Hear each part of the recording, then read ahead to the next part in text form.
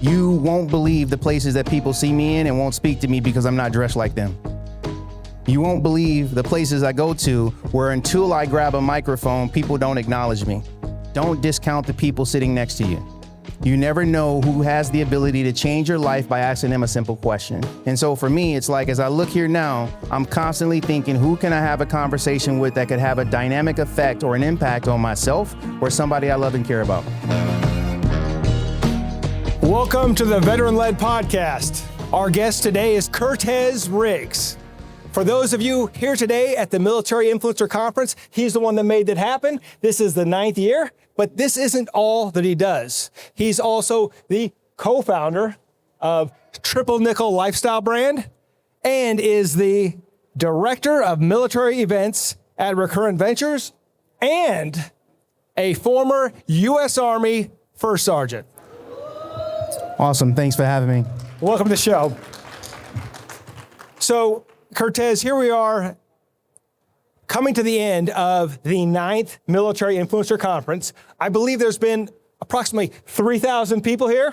Your number's a little high. We had about 2,800 people registered. 2,200 actually came to the doors in order to participate in this week's festivities.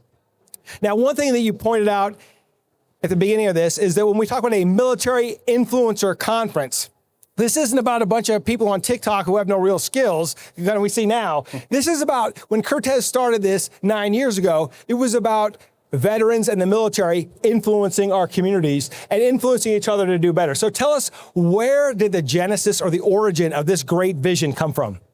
So like I said on stage at the start of this, leadership is the process of influencing others.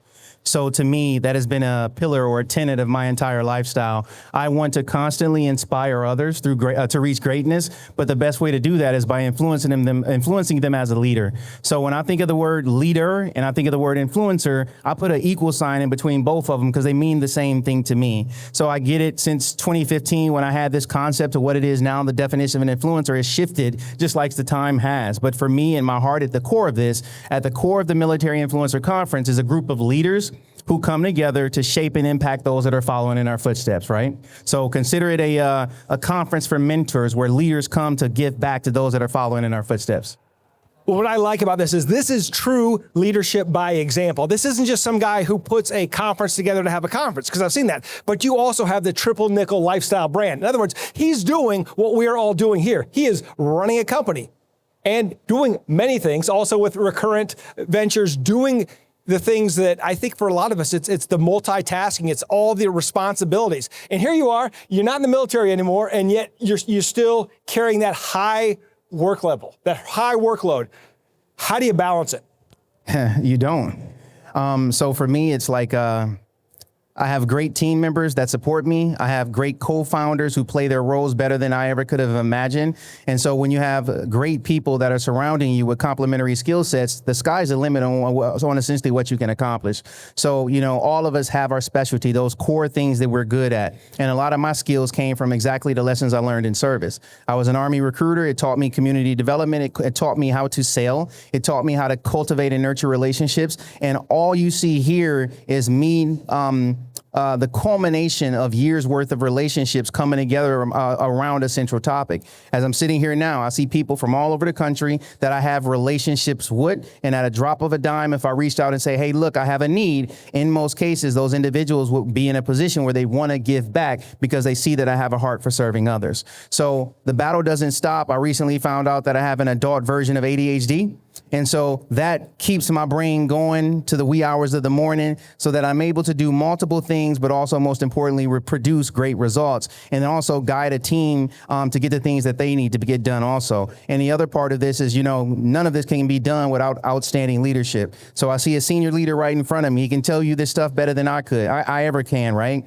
So for me, it's like it starts at the top. I have a great leader who leads and advises and coaches me and makes me better. And in turn, we're able to do that with the team members who also support us. Yeah, you know, I was a company commander, you were a first sergeant, and I think of how nothing would have gotten done without the first sergeant. And a lot of us entrepreneurs, we have these fantasies, and we call them visions, but unless we have strong NCOs who can execute, they never happen. So how did you make that transition from being a first sergeant that ability to execute, to move that into the civilian world where you've done that even more, I think, impressively than we see in the military?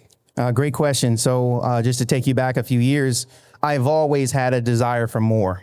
Okay, that could be more financial resources. It could be a larger house. You can consider it however you want to. I've always had a desire for more.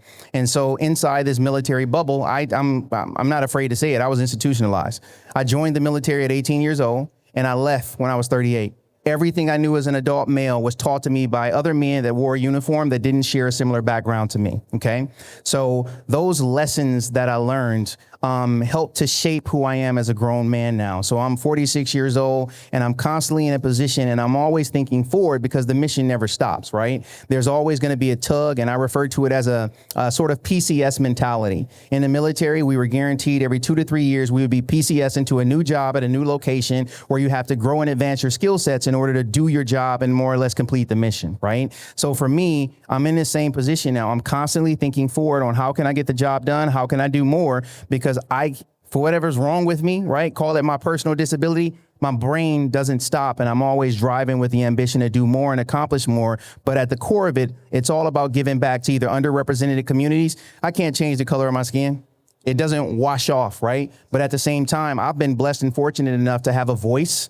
I have to use it more because there are other people that look like me that don't have the same opportunities that I have, and they don't really see it. I'm from Flint, Michigan.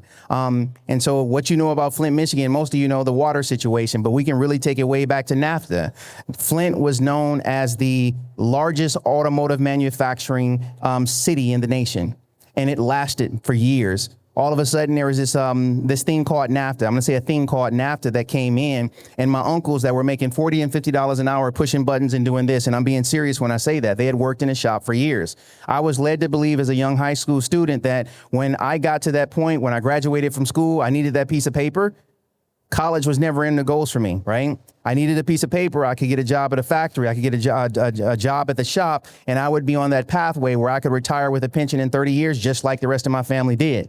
Well, little did I know, the administration at the time made a decision that completely decimated the city of Flint and also Detroit to a fair extent. Those jobs, that outlook, that positive future that I thought I had lined up for myself quickly evaporated. It disappeared. And so I looked to the Army because the Army was the second family that really came in and taught me how to be a man, taught me the soft skills that I needed to survive. And everything I know today, I don't have a fancy education. I don't have major certifications, right? I am just an ordinary soldier that enlisted in the Army looking for a better opportunity, but I was constantly sucking up information while I was serving that allowed me to do more. So everything that you see here, the Army taught me how to do this. It ain't nothing fancy. I learned how to do what I do now from the ranks of the Army. And so at Veteran Led, we are looking to show veterans the bigger, better future after military service, and you've brought thousands of them right here. What is your advice for those veterans right now that are struggling, that are here, that are, hey, I want to find that bigger future. I'm committed to it, but how do I start? Where do I get started? You get started by looking at your battle buddy to the left and your right.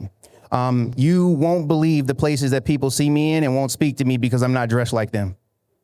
You won't believe the places I go to where until I grab a microphone, people don't acknowledge me. You won't believe the places that I have access to where I can walk around a room and just because people choose not to talk to me, they never get to understand the value that I bring to the table. And so I'm a humble guy. I sit in the background. I don't have to say nothing to anybody. I walk into a room, I suck up what I need from it, and I transition to my next stop, right? So what I would just tell everybody here is don't discount the people sitting next to you. You never know who has the ability to change your life by asking them a simple question. You never know who can be a future mentor or resource to you, but a hungry dog don't get fed. And so for me, it's like, as I look here now, I'm constantly thinking, who can I have a conversation with that could have a dynamic effect or an impact on myself or somebody I love and care about? As you've approached that, you've been able to grow as a very humble leader, and rumor has it, very quiet leader. Has your leadership philosophy changed over the past decade that you've run this conference? No, it's pretty consistent. You take care of people, people take care of you. And so, the t-shirts, who has a t-shirt on here from the conference, right? Charlinda Scales coined that term years ago, and it's not like-minded, like-hearted. So our country is in shambles right now, and I don't mean that any more than what I'm saying. We have problems as a nation, and we're thinking with like minds. We're not thinking with like hearts. And so for me, I want people here, we curate an atmosphere where people are like-hearted, not like-minded, okay? I can't think like the people I grew up with. I have to think like the people as an adult male who share the same heart that I do. So I want to be around like-hearted people because those are the people that can shape and change those that are following behind us. And I think that's amazing to be able to evolve, but keep that same philosophy. Now, some of your team members have told me you're a genius because you have this vision and you're able to just connect all the dots. What is your vision for the future of the Military Influencer Conference? So, people also assume and make the false impression that it's Curtez vision that drives the future of MIC. Kathy Torres-Pummel, she's a general manager for Recurrent. Just think of her, ignore the word general manager. For all intents and purposes, she's our CEO. So I may have the vision, but it's like she keeps me in focus to make sure that the things that we do in the future are not only we're being mindful of the resources we're spending to get it done, but most importantly, we're continuing to shape operations that can be most impactful for those that need us the most. And so, yes, some people have asked questions like why we don't bring major speakers into MIC anymore. The reality is you guys don't want to hear from them. You want to hear from authentic people that truly connect to the community. So for us, we're looking for creative ways to open MIC up, to have more like-hearted people take the stage, to share their stories, to talk about their impact so we can collectively grow, right? So Curtez doesn't ever need a microphone in his hand. I don't. If you've heard me speak once, I pretty much say the same thing every time I talk. But there's somebody here in front of me right now that if given the opportunity, they have the ability to change lives. So we want MIC to be a platform where underrepresented people and communities have a chance to connect on a larger capacity. But most importantly, we can be focused on the impact because of the words that they're saying, the actions that they're taking, and the community that they're specifically bringing to the table to get an opportunity. And that's what we want MIC to be. We want it to be accessible. We want it to be a place where opportunities continue to grow and thrive. But most importantly, we want those stories to also come back to us, right? I'm always amazed after the fact when someone says, hey, I went to MIC, I met this person, and this is the work that we're doing today. Donnell, you're one of them. You came to MIC years ago with an idea, and look at the great work he's doing in the DMV footprint. He's only one face that I see out in front of me right now. So all I want MIC to do is continue to be an incubator for fresh ideas. I want it to be an incubator for people to collaborate, and I want it to be a safe place for people to grow their brand, their business, and the culture that they can take back into the corporate America and continue to look out for those that are following in our footsteps. And when I say those that are following in our footsteps, think about it, right? I was an 18-year-old kid, joining the Army for the first time. I didn't know how to shave my face, right? I didn't have a man in my life that taught me how to shave, right? I learned how to shave my face from somebody that didn't know anything about the type of skin I had, right? And I'm still wearing the marks of that, right? So the people that are following in our footsteps is that young private that's getting ready to enlist right now. It's that sergeant first class that don't know what his future is going to look like, right? It's that Marine Corps gunnery sergeant that's still unsure about what he wants his next step to do, but for whatever reason, he has to leave the military effective immediately, right? We want to create a pathway where people can see there's other opportunities. In some cases, that's non-traditional. I often say this, I don't have a college degree. Let me rephrase that. I don't have a valid college degree. I went to a school where I answered some basic questions and they gave me a degree at the end of the day. I needed it to get promoted, but I don't have a fancy education. I've never had a job interview. I've never written a resume. And so my non-traditional approach to success, I want to be in a position where I can teach it to other people because, we see enough individuals out here taught that they need a degree. They need to learn all these fancy things in order to get a job, and they're still not happy, right? I'm happy. I'm at my most happiest when I'm seeing other people and the impact that I have on them. And let me just say this last thing. When I talk about impact, that isn't because they connected with me. That's because they connected with somebody else that has impacted them. Now, you've given us a glimpse into the future. But now it's time for the After Action Review, where we talk about leadership of the past. Please give us your best example of great leadership and the worst example of leadership. Don't have to name names, but please give us the lesson so that we don't have to get the scar. Man, you should have asked me this question or sent this ahead of time. It requires some thought process. The best example of a leader I'm going to come from Current. Change is never easy, especially when you're operating at the level some of us function at. And so she's going to hate me for saying this, but Kathy Torres-Pummel She's one of the best leaders that I have the the opportunity to serve underneath. And so she brings a fresh perspective to the table, and she's always willing to listen. And most importantly, when she's wrong, she addresses it. And so she doesn't have pride. She doesn't have ego. At the end of the day, she's in a position where she wants to change lives and impact people, and she's curating the right team to do that and get it done. The worst example of leadership, without me saying names, is like, I'm constantly around people that think of themselves before they think of the people that they're serving, right? And so we think about servant leaders, right? I was taught as a young non-commissioned officer that I eat last. In our space today, think about who eats first. Think about it. In most cases, it's your leaders who are always at the front of the line.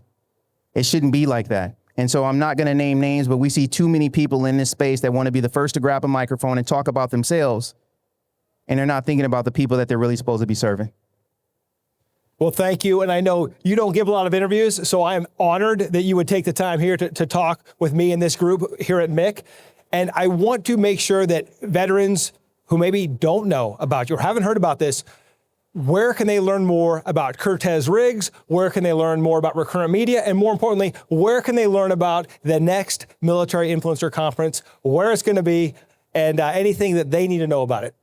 So, sorry, I'll just say it. We're going to Tampa next year. We'll be there from the 23rd to the 26th of September. It's going to be the 10th anniversary of the Military Influencer Conference. It's going to be an engaging experience. It's going to be fun. And of course, we're going to be steep in military tradition being right there in Tampa. To start, don't look for me. You can look for me on LinkedIn. You'll start a conversation. I'll reply at some point, right? What I'll say is start at recurrentmilitary.com. At recurrentmilitary.com, you'll learn big picture about who we are, the brands we have, and how best to connect with us. If you want to drill down a little further, all of our brands from We Are the Mighty, the War Zone, and Task and Purpose to Millspouse Fest and MIC is listed on the website. Click any of the banners. We'll take you to the appropriate website where you want to learn more about what we're specifically doing, and then we can continue a conversation there. So appreciate the opportunity, and thank you for just giving me a microphone and an opportunity just to talk a little bit about myself.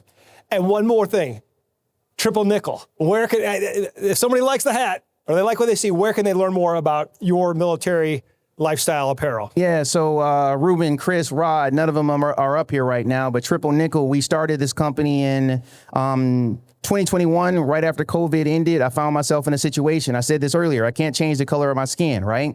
When I was looking for an apparel brand to bring into MIC, every brand in our space had a very firm position about where they stood politically, and I didn't feel represented. So what we thought was we all came together. We all had our own version of the same idea. Chris McPhee connected us after an introduction from Donnell. So Donnell sparked a conversation that led to the four of us coming together to launch an apparel brand where we focus on telling the stories of underrepresented communities. And so once again, we're impacting, we're changing lives, and we're creating apparel that just has a different tone than a militant vibe that we tend to see by some of the other brands in our space. Outstanding. Well, Curtez, thank you so much for the stories, your time, and for sharing with the audience here. It's been an honor. Thank you, sir. Appreciate it. Thank you. Thank you. Mm-hmm.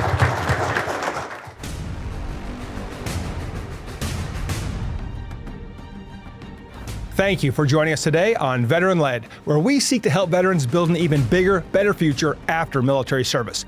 Unfortunately, for some of our veterans, the roadblock to a better future is that they are not receiving all of the benefits that they earned. If you need help appealing a VA disability decision, contact Barry Law.